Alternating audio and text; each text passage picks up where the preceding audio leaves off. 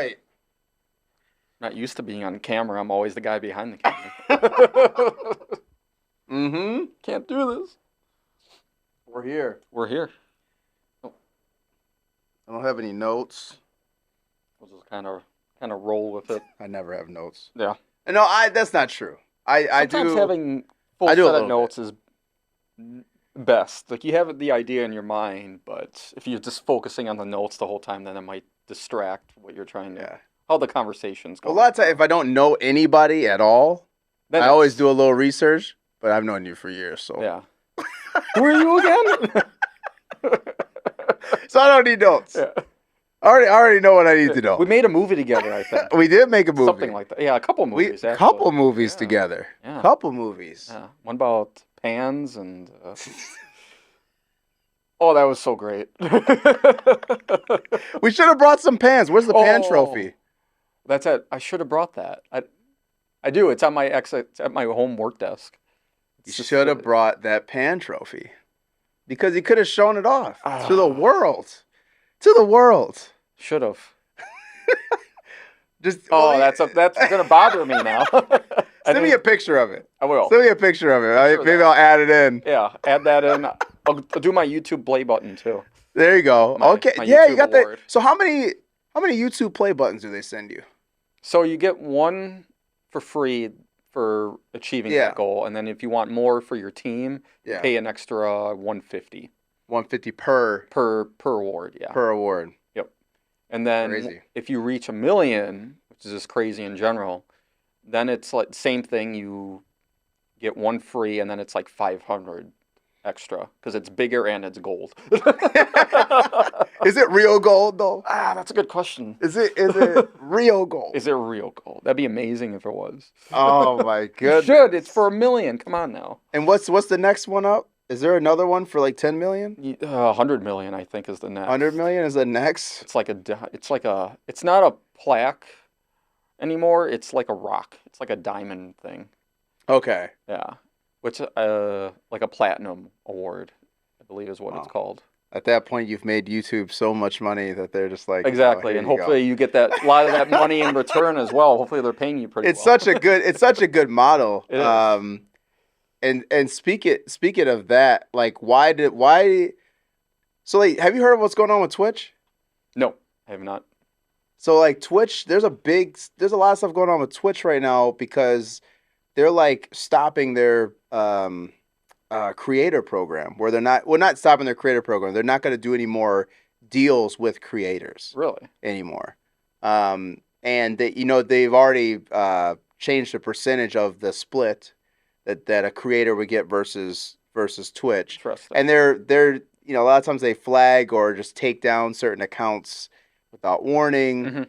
Mm-hmm. They haven't just really been diving, like very friendly when it comes to like the creator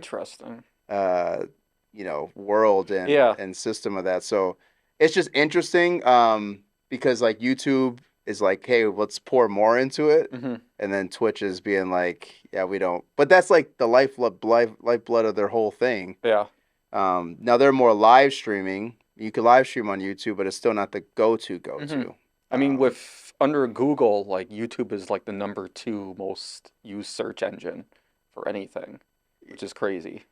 Yes. So, and especially since YouTube is owned by Google, they make so much money, and then creators are making them so much money, all that stuff. Yeah. It's like one of the top platforms. I'm not too familiar with using ads like on Facebook or stuff on Instagram. That I'm not too familiar with how you get revenue off of that. Mm-hmm. I know you give them money if you want that verified blue ribbon on your profile. Oh yeah. But X, Twitter. Yeah, X, Twitter, Instagram. They got all that. Got to pay money, man. You want that blue check mark? You got to be verified to know it's really you. So, even though, but it used to be. Didn't it mean something else in the past? Like it actually had true meaning where you had to do something specific. Yeah, you had to achieve something to get the blue check mark. Yeah. But now I feel like now you buy it. But also I feel like there's accounts on there that like got like 1,000 followers on there, and they got the blue check mark, and I'm just like, how? And maybe there's some algorithm thing where it's like you're really big on some other platform, so it just transfers over. Maybe. I mean, I've noticed. I've always wondered about that. Yeah, like I've asked a few people, like actors, a couple of my friends who are actors and part of SAG, they've said, yeah, for actors it's easy to get that blue like check mark because it's just you representing you. Yeah. But if you're just showing like a whole business, like for me, Chair on Stair Films, if you wanted that to have the blue check mark, it's a little bit harder because it's more than just one person. Yeah. Which I'm like, it's a business, no, and I want to verify that this is the actual account for that business. But apparently trying to do it for that is a little bit more complicated than it is for just a single person trying to get it. Which is kind of weird. Yeah. I think they're just buying it. They're just buying the blue check mark. I mean, maybe I need to buy it. They really want that money. I gotta get that. But people, there's like a certain status. You see that blue check mark, they're like, yeah. Ooh. You see all the celebrities have it. Businesses have it. Certified. Yeah. Oh man. I mean, you see that check mark by Dwayne Johnson's profile. Yeah. I want that. Yeah. Well, it's Dwayne Johnson, though, man. Come on. Did you hear about that? He just got his naming rights. He did, yeah. For The Rock. Yep. Part of TKO with WWE. Yeah. So, and then he's got the rights to The Rock now. That's crazy. That's insane. Because, like, it's never been done before. Nope. So, like, some other entity creates, I mean, yes, they're an actor with wrestling and an actor/athlete, really. Yeah. And then through the company, you know, they're like, hey, we got to come up with this persona for you. And so they come up with The Rock. So wouldn't they own that, right? Yeah, so they own it. And then to give that away. But now he's also like on the board. Yeah. You know, for that TKO thing. And now him and there was another, Triple H. Triple H was on there. And then he, so they're both trying to help now the WWE. Yeah. Just get blown up now, which was crazy. I don't want to go into specifics because it's just a whole depressing thing with the whole Vince McMahon situation. Oh, I didn't hear about this. Oh wait, allegations. I did. Yes, like I did. Serious allegations. Yeah. Like they've just exploded even more than the previous ones. Like we know there were allegations thrown against him by women, but this one that just kind of got out there in this lawsuit that she's filing against him and another guy. And I think maybe one other person. I'd have to double check. I didn't read the report, but that's just the general information. You didn't read the report? They got it online. I mean, I could read it now. You're supposed to be ready to read this report for this. I didn't hear it come here talking about Vince McMahon. Hey, so one thing that we're doing a little different, everybody, on the podcast is that I want to have it be more of these like kind of behind the scenes like organic conversations. Yeah. And you guys are on here. If you see the episode title, yes, this is about content. This is about creation, how to use content. But the world is, it's fluid. The world's constantly changing. So I wanted this to be more open because a lot of our previous episodes are very structured, I would say. But for everybody that doesn't know who you are and what you do, let everybody know. Of course, we got Derek Pfister on the podcast, but let everybody know who you are and what you do. Yeah. So Derek Pfister, Chair on Stair Films. I am the owner, cinematographer, and editor for the business. I started it professionally as a business in 2010, and it's just been growing year by year, and I've gotten to something I ever dreamed of it. Well, you started 2010? Yeah, 2010 is when I actually turned it into a business. Before that, it was just like a hobby. This is 14 years? Yeah. Yeah. Started out doing weddings, and now we do everything, literally, from weddings to business video, promo video, advertising, and our true love, which is filmmaking. Yeah. And how many movies have you made? I don't know, too many. You don't know the number? No. Some good, some bad. Some people like them, some people don't, but that's movies. What can I say? Would you say it's more than 10? Oh, yeah, definitely more than 10. Because how long have you done the 48-hour film festival? Since 2011. And there's been a few years in there that we couldn't do. 1 year was because I got married, and then a few other years was because of college. So that's incredible. I mean, just the fact that because I've gone through the process with the 48-hour film festival with you, creating some short films, and the process doing it is just crazy. But the fact that you have so many films under your belt that you've lost count. Yeah, I'd have to look back. It's hard enough where people are like, yeah, I got this movie idea. Yeah. You're like, yeah, I've done that like more times than I can count. Yeah, like I've made my own films. I've been part of other people's films. It's a little bit of both, and I love doing both. Because if I'm just focusing on my stuff always, it's like, okay, I'm never going to learn unless I branch out and get involved with other communities or other film communities, because I can learn their style, learn from them. Hopefully they can learn something from me. That's something I always wonder too. I'm like, hopefully I wasn't just like a complete annoyance, or I hope I did something to help them out. No, not at all, man. Not at all. Not at all. But yeah, so you do films, you have business videos, interviews, weddings. I mean, the list goes on and on. Oh, yeah. Documentaries. Yeah, which is kind of what the Next Frame has turned into, like a mini documentary. Shout out Next Frame. Yeah. I was on there. You've had a ton of other amazing creatives on the Next Frame, which is so. And you may be a little biased just because you're on this podcast, but who was your favorite interview from the Next Frame? Oh gosh. You don't have to say me. Definitely Jamar Jones of Foureva Media. I mean, you don't have to say me. You were episode 6, I believe. Yeah. You were episode 6, I believe. That was so cool, man. I mean, I would love to do more stuff like that because, I mean, oftentimes when I go on stuff, like I'm more called to do things, but the change your circle, change your life, or marketing, branding, but it's not always I get to kind of dive into the creative side. So that was cool. It was like a bunch of creative questions and how did you build, and like because that's how it all started. Was that piece, and in the shots, and we were in that cool studio and stuff. I don't know if we can say the name, but cool studio setup and everything, and it was such a because I still use that footage till this day. I do little micro clips and but it's great. Yeah, that's what we want to do for creatives. Like, I got the idea. I mean, you get ideas sometimes in the craziest situations or most random situations. Like, I was previously on a podcast for a buddy of mine. He had me on talking about when I was in the news industry, how I worked through COVID with that. And I thought it was great. I had a great time. And then like a week later, I was taking a shower and then I got this idea. I'm like, wait a second, based off of what I was talking about in his podcast, wouldn't it be phenomenal if I could like get a bunch of creatives' names out there through a series, but in a documentary type of style, like Wisconsin-based creatives? Because I know so many people throughout the state. I've worked with so many different creatives, whether you're a filmmaker, an artist, painter, whatever, voice actor.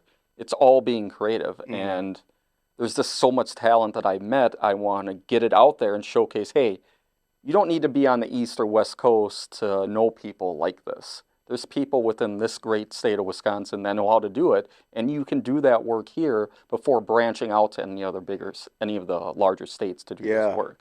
Yeah. So, and it just kind of exploded from that. I did a few episodes. They turned out great.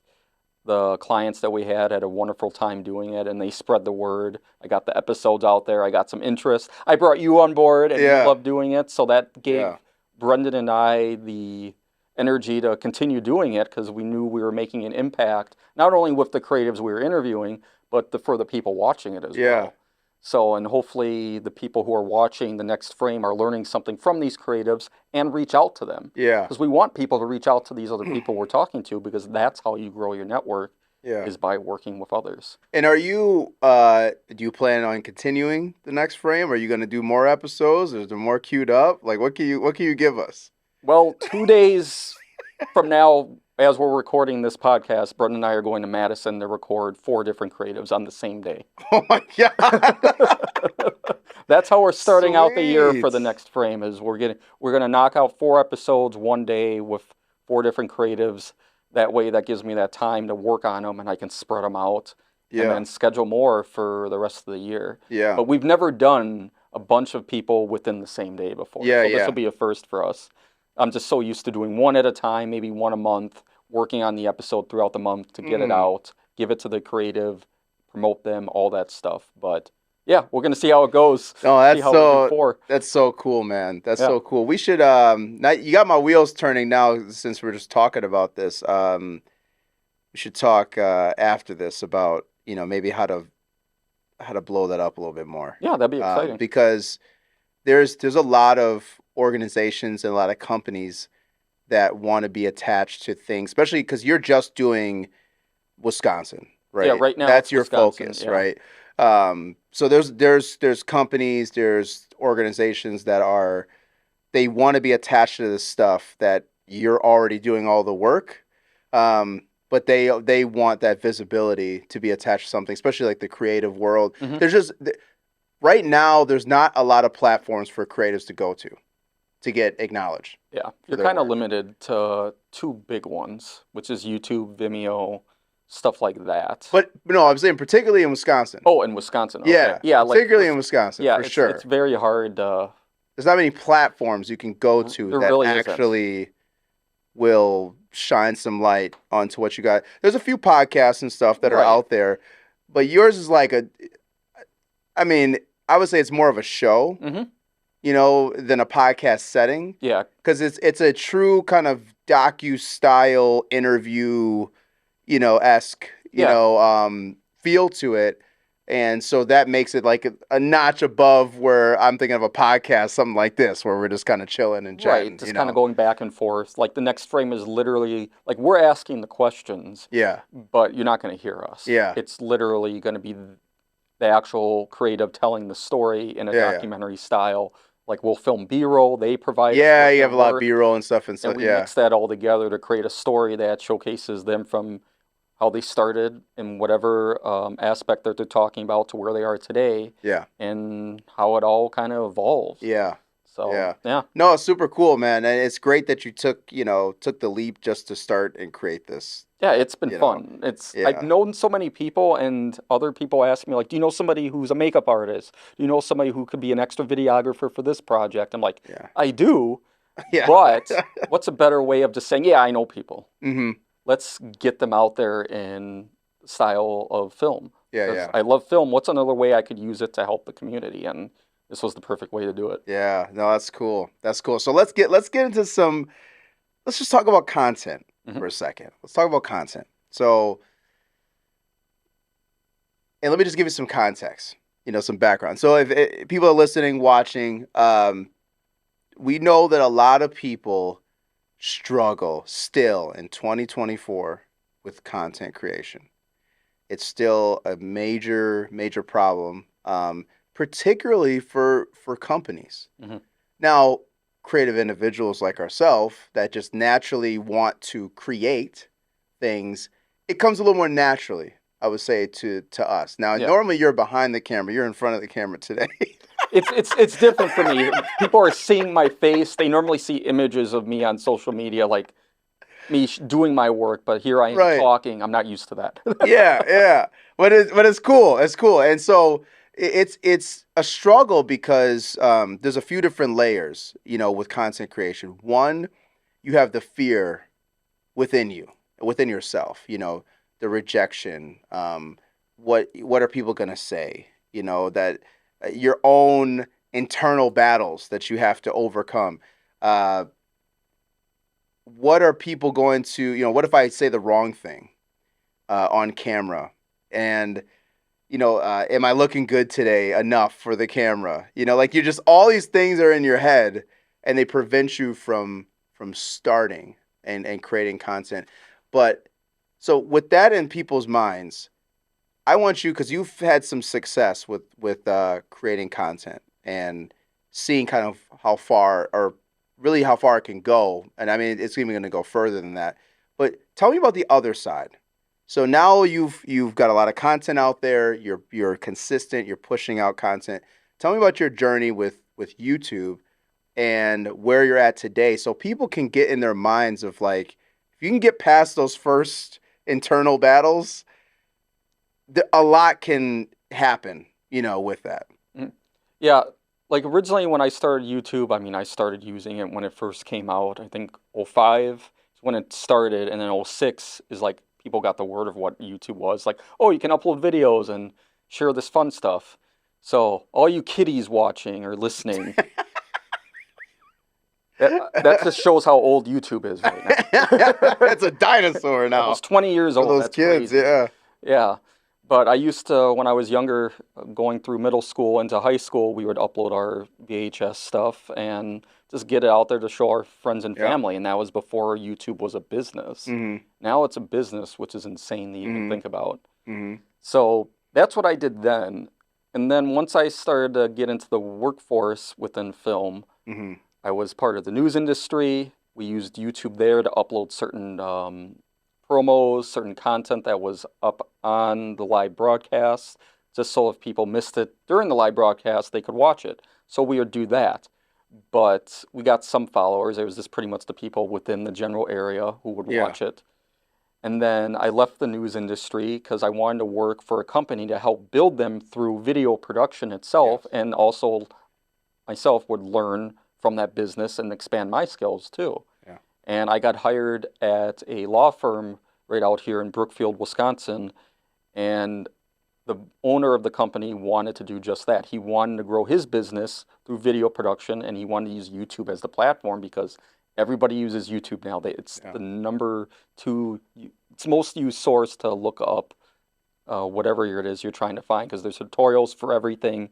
You can learn history. Yeah, it's an SEO powerhouse. It is, yeah. I mean, you're constantly getting, everything you're typing in there is a search result. Exactly, yeah. Every single time. So your videos could literally come up organically if somebody's typing in how to tie 2 toothpicks together. Yeah.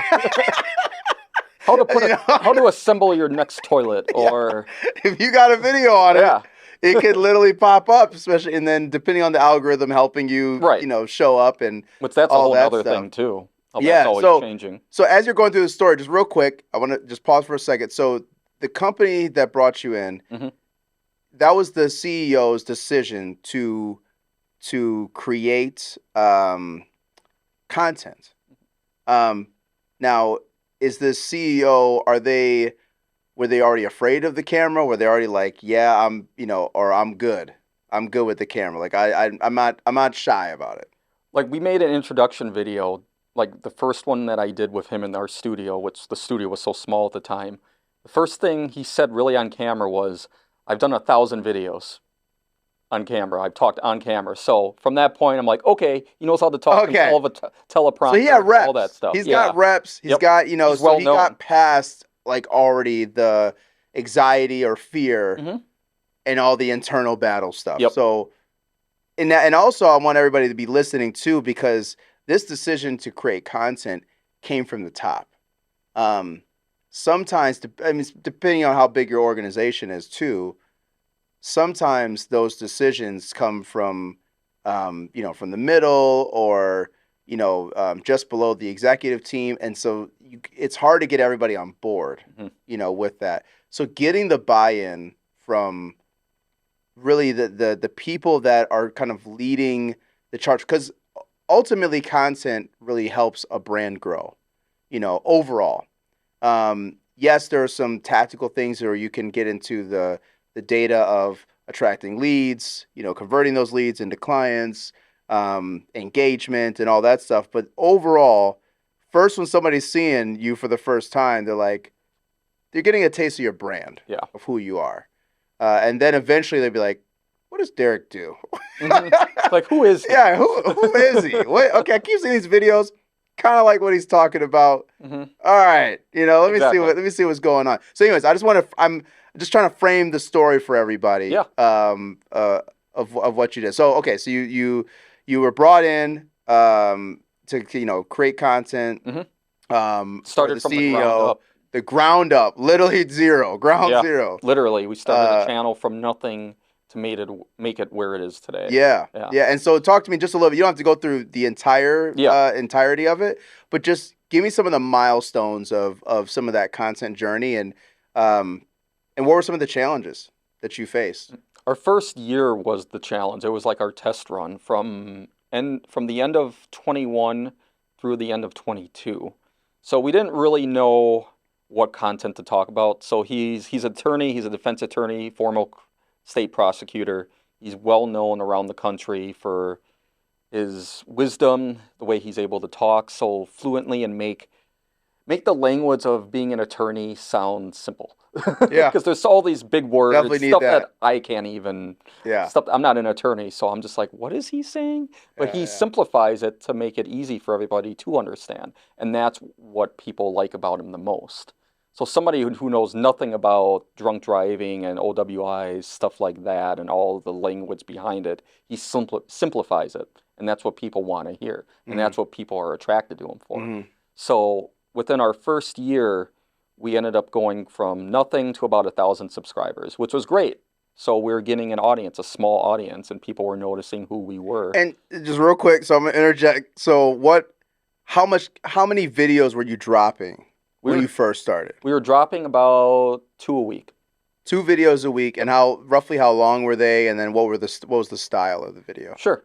So most of the videos were talking head with data, charts, and all that as used as B-roll. Okay. So some stock footage of like police officers, stuff like that. Yeah. When he's talking about certain situations, I would interject. So some of the videos ranged from, I would say, 5 to 8 minutes.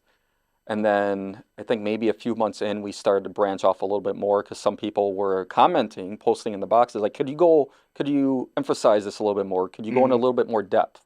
So we were basing some of our videos off of what our audience was starting to say once they noticed us. And the reason we were starting to get an audience from that beginning point anyway was because my boss posted the link to the video on different sources like Reddit, social medias that he actually had his name on already. Gotcha. And that's what started to bring in the audience from the beginning. So used Reddit.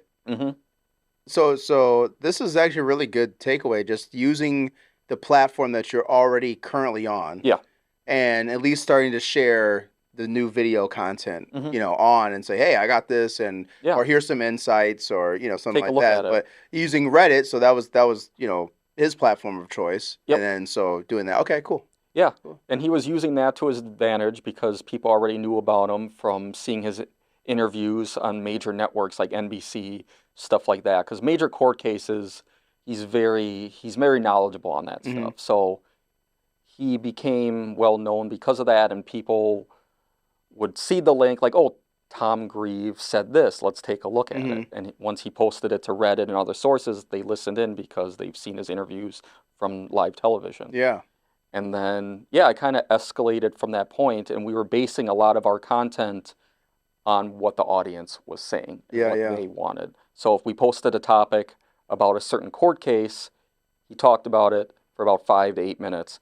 Some people would comment saying, could you go in this a little bit more depth? We'd love to see another video about this. And then we would do that. And then we did that literally throughout the first year, which would lead up to 1,000 subscribers. With him just posting on Reddit, Facebook, stuff like that, Twitter. Yeah. And then, basing on what the audience wanted. And then it literally... So do you want me to go into the next step? Go on the next step. Okay. So this is... I'm not saying this happens to everybody, but somehow we ended up achieving this. So we posted one video about a specific topic that was very, very sensitive because it was about a group called the ATF. Our channel is based on Second Amendment rights, court cases, stuff like that. And we did one video about the ATF that was actually affecting a lot of people. So people would purchase firearms, and then there's a group called the ATF who actually monitors people online who purchase firearms. And they want to know about, hey, why is this group knowing that we're purchasing these items? How can we stop them from doing it? And all of a sudden, they're able to show up on our doorstep and find us and ask us why we purchased this. And people are wondering, how do we get out of this? What do we do if this happens to us? Because nobody did a topic on this at all on YouTube, at least that we even saw. So my boss wanted to talk about it.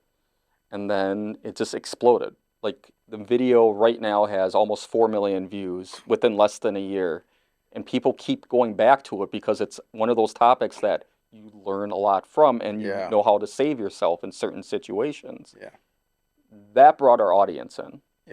So at the beginning of 23 is right after we made that video, people saw it, and then that drew in an audience. It just kept on coming. We weren't expecting us to grow a huge audience because of one video. Right. Yeah.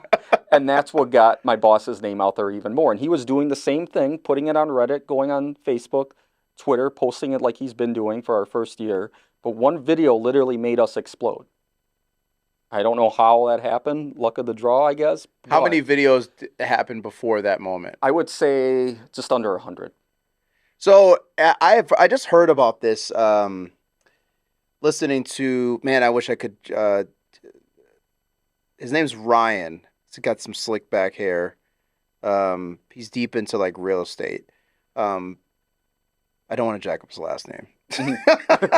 But I just watched a video where he was on a podcast with somebody else, and then they were talking about this rule of 100. And they said that, so a lot of people, when they talk about content and starting, you know, oftentimes, like, most people give up within the first, like, 5 to 10 videos, and they'll just stop. There's actually a statistic even with podcasts that most podcasts stop around 5 to 7 episodes. They're just done.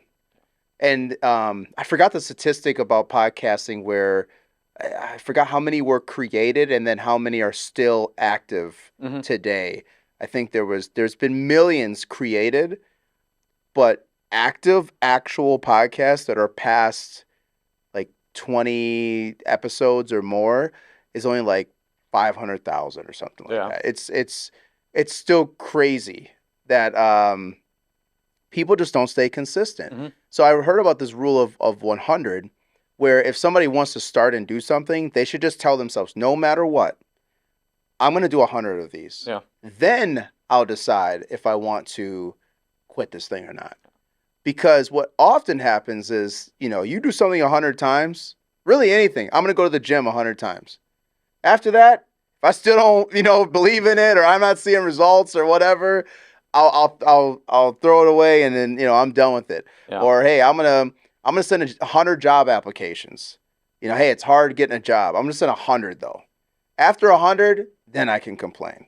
You know, so like it's about setting that bar for yourself. So with content, imagine if you or, you know, your boss said, hey, we're gonna try this out, see what's going on, and then after 15 videos, you know, he was like, this ain't really working, man. Just whatever. Let's just do something else. Think about what you could have missed out on. Right. And especially this phenomenon happening after the 100 videos. So it just goes to show you, like, set that bar for yourself. Don't care about yes, I mean, a lot of companies and people and even entrepreneurs and stuff, they want to get those results right away. Right. But you gotta get shots up in the gym. That's really what it comes down to. You have to get the shots up. You got to put the work in a little bit. So don't be so hard on yourself for putting out content and you're like, oh man, it's not getting crazy numbers right away.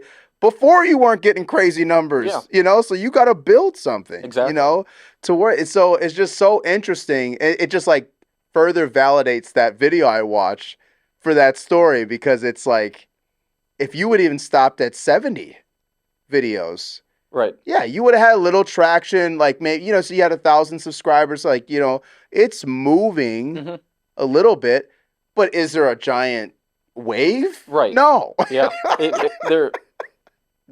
You literally just got to keep at it. Like my boss and I were trying to figure out our niche. What is our audience exactly looking for? And we were getting a lot of our comments from the audience that's what we figured out. Like, okay, we'll base our content off of what the audience wants. What are their questions that they have for us? And that creates content for us and draws people in.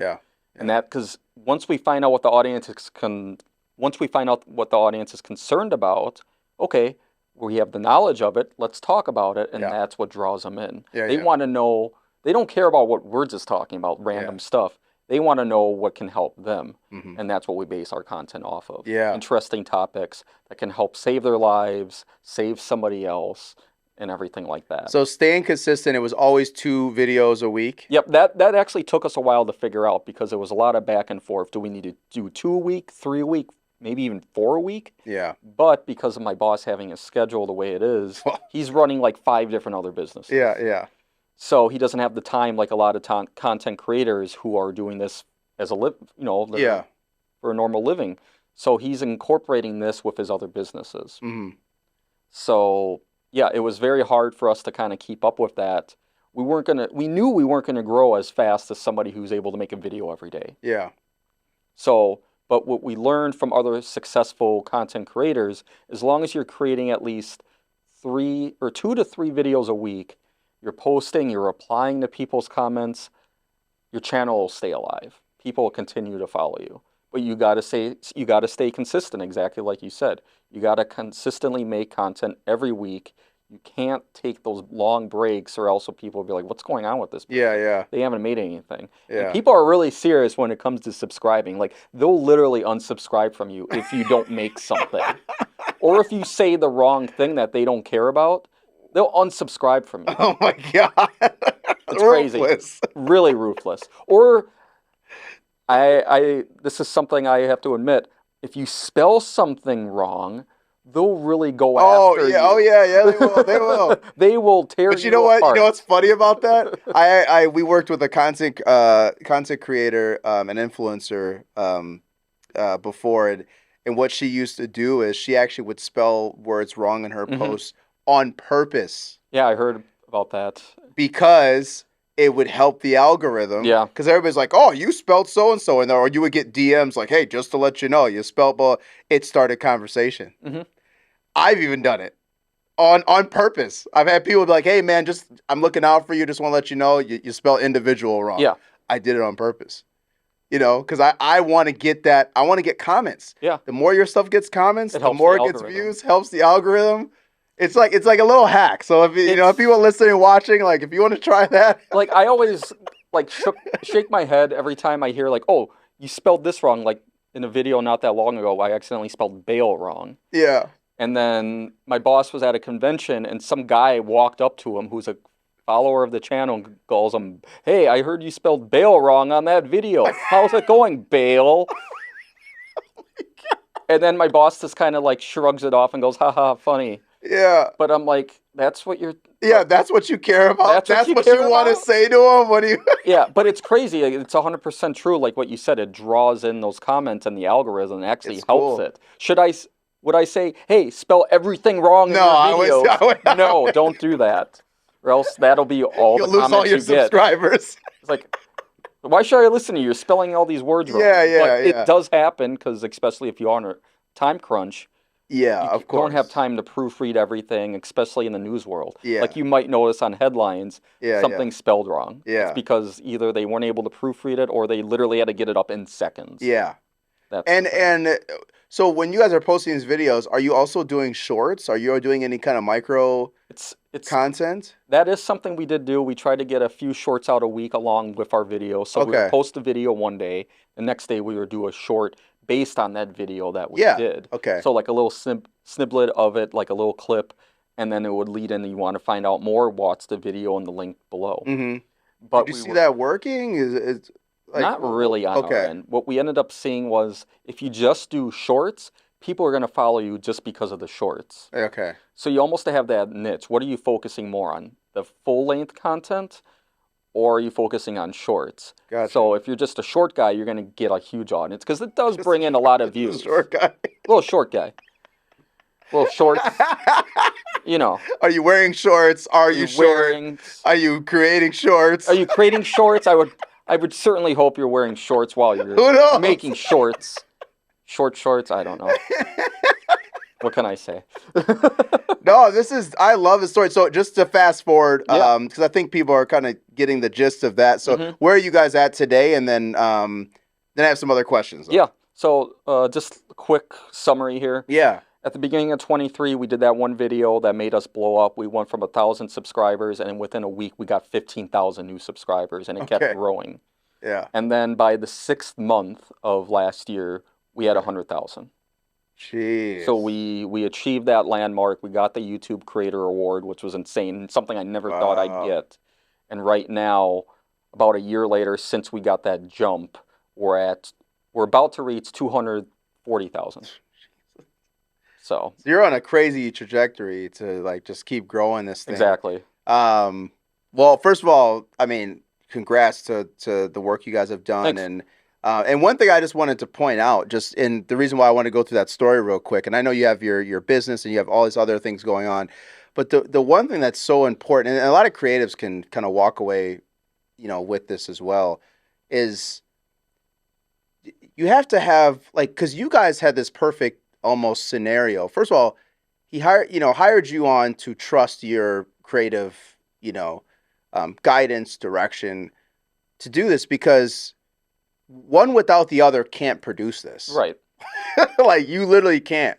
So it's almost like this perfect, like, Batman, Superman duo. That's really what it is. That you guys have. Like, he has, like, this certain, personality or delivery that he does on his topic points, how he describes it, how he performs on camera. Like, there's always little nuances that he brings. And then for you to then take that creatively and say, okay, what kind of B-roll shots do we need to show? How are we going to make these cuts? Yep. What's, from the formatting of the video, what's going to perform best? Okay, when it's actually posted, what is the title? What's the hashtags? What's, like... So much. Just taking all of that, right? Well, everything that you've done. The thumbnails that draw you in. That's something we learned. Yeah, the thumbnail is huge.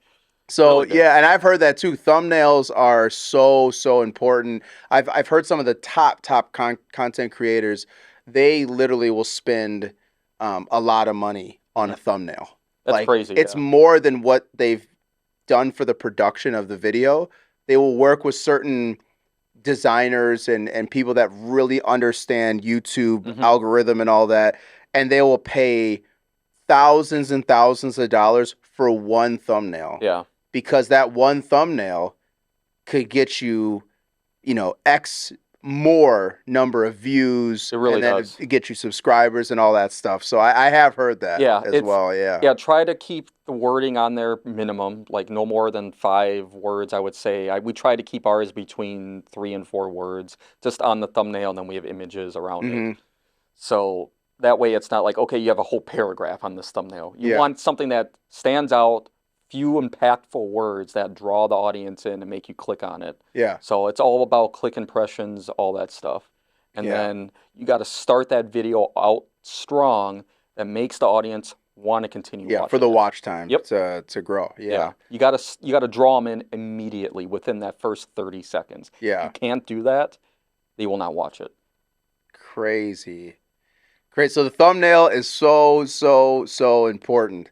But you guys, like, just what you've created is amazing. So, and I just wanted people to walk away with, so if you're creative, sometimes, you may need to find that, I don't know which one's Superman or Batman. I'm a Batman guy. So I am too. I'm more of a Batman guy than a Superman. So, but you may need to find your Superman, because you might not be what's going to take. So sometimes people, like creatives, sometimes they'll try to get in front of the camera and create all their own content and do stuff, and it just doesn't land. But also, have you done the rule of 100? Have you actually put the time and effort in to grow that? Yeah. But so sometimes a little bit of a tweak of like, hey, let me find my Superman. Let me find a partner in this that maybe is great on camera, has a topic, has a thing. I know a good buddy of mine. So we used to work together back in the day. His name's Jazam. We used to work together back in the day. Great content creator. And what he loved, though, he started to do. He's doing these travel videos and like daily lifestyle type videos.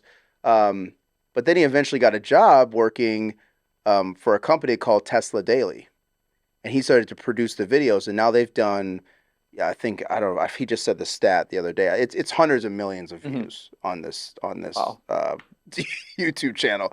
But he produced, I mean, hundreds and hundreds of videos for them. He had just ended that contract now.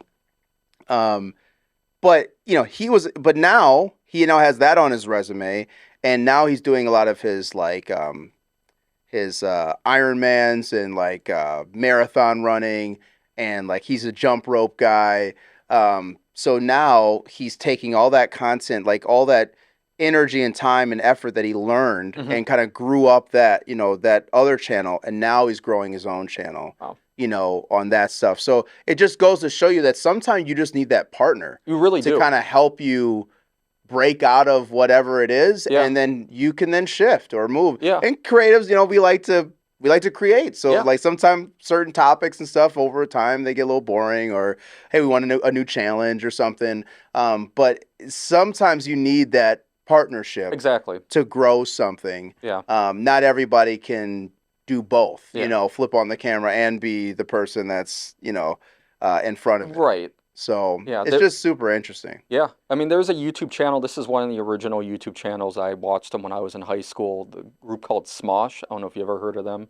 They're one of the originals. Smosh. They did a bunch of crazy, like, funny skits. They do this event called Food Battle, where they go against each other with one piece of food. Like, one's better than the other. They fight each other to determine it. I don't know, something like that. I almost think of, were they kind of like Jackass a little bit? A little bit. Like they would just do some stupid stuff? They would do like bunch of funny skits. They ended up becoming like one of the first main YouTube channels to reach like 1 million. And grow the popularity of the platform. Yeah. And over the years, they actually became this huge business out in California, I believe. Don't quote me on that. But they became so huge, one of them ended up branching off from the other. He's like wanted to start his own business. It was two main guys. They had a crew, but it was basically on two guys. One of them branched off from the other because he wanted to start his own YouTube channel, which he did. Yep. But within like the past year, they actually came back together to grow their business again. Yeah. So yeah, it's just a great lesson. I love what you've been able to accomplish, and it's just great, man. Like just to see that, and then not even just so for the videos and stuff that you're editing through there, then you have the success with YouTube. Are you now taking a lot of those learning lessons and stuff and applying it to the business that you're working with on Stair Films? Are you kind of taking that and saying, hey, how do I apply this to? I mean, because you're doing a ton of videos and content on that end as well. Mm-hmm. Yeah, I'm trying to. It's about finding the time. Because I'm devoting so much time to the firm itself, to that YouTube channel. And with Chair on Stair Films, our business to actually go out and film things for our clients is primarily done on weekends. Gotcha. So if I'm done with something for the YouTube channel at the law firm, that brings in the time for me to do things for Chair on Stair Films. Gotcha. Which is sometimes minimal, sometimes big, depending upon how fast I can get something done. Yes. So I'm trying to, but I haven't achieved that yet. But we have some pretty big expectations for this year. And Brendan has been pushing on me to do shorts and everything of like the next frame, showing sniblets of that on there. Brendan Adams? Who's Brendan? I don't know if I talked about him last time. I mean, well, some people, this may be their first time listening. That's true. So, Chair on Stair Films is primarily run by myself, Derek Pfister, and then Brendan Adams. Brendan Adams has been my best friend since 3rd grade, and we've been making videos together since we were kids in middle school. Yeah. And here we are doing professional videos together, and we're in our 30s. We're running a business together, and we started doing it in 2010. Yeah. So, yeah, he's my right-hand guy. He looks out for me. Something I miss, he'll catch. Same thing, vice versa. We just work so well together. He understands. He's very technical. He knows that type of stuff. Yeah. And yeah, we've been a 2-man band for almost this full 14 years. Yeah. But in the past 2 years, we brought another guy on board named Ken Williams, who's also an actor in a lot of our work. Ken is incredible, by the way. He's a great actor. You should check out his work. Ken Williams. Yeah, he is so good, man. Shout out to Ken. Worked with him a few times. He's great. Yeah. He's great, man. So, yeah, no, that's fantastic. And I think, just also that urge of you wanting to constantly create. Do you think that's ever going to fade away? Or are you just a creative for life? I feel like I'm a creative for life. People ask me, so when are you gonna retire? I'm like, I don't know. I'm not thinking about that. I'm saving for retirement right now. Who's asking you that? Who in the world is asking you that in your 30s? Friends of mine that are in the 30s. Left, man. And still my parents and all that too. I mean, they're just looking out for me. But I'm like, you gotta retire. I know. It's crazy. I'm like, I'm saving for it, but here's the thing. As a creative, I don't know if you can ever retire as being a creative making things. I don't see myself being like, I can never not make a movie or make something to help somebody out. Yeah. That's what I love to do. And it's not really like, oh, I feel like I'm going to work today. Yeah. This is something I love doing, and it doesn't feel like I'm going to work. It's just like, oh, I'm doing what I love doing. And if you're able to do something like that, you've found the best thing that can move your life forward. Yeah. So. Yeah. And my wife too. She moves my life forward too. I love her so much. Yeah, throw it in there because he didn't want the backlash. Oh yes, I don't want her listening and like, you forgot to mention me. Yeah, once she listens to this, so it's just movies that make you happy? It's like you totally forgot about me, didn't you? You saw the fear in his eyes. I'm glad I caught that last second. He said, "Oh, hey, and my wife." And my wife. It's not just movies. I love film. Oh shoot. Oh man, but no, this has been great, man. I love all the work that you're doing. I think honestly, from this conversation, definitely helped a lot of people out. I hope so. Yeah, that's my goal, is to always help people out. People have helped me out get to where I am today, and my plan is I want to do the same thing for them. Yeah. So I wouldn't have gotten the opportunities like meeting you or doing anything with the other creatives I've worked with if it wasn't for people giving me a chance. Yeah. So. Well, this year I'm really focusing in on a lot of things, and we can finally start getting that documentary going, figure out what's going on with that. I've already been starting to queue things up. Awesome. So it's just taking the time. Yeah, I mean, and getting it done. And we shot a lot. That's the thing. We interviewed a lot of great people, and it's just about how are we supposed to take all the great things they said and narrow it down into small sound bites. It's just like, it's a lot.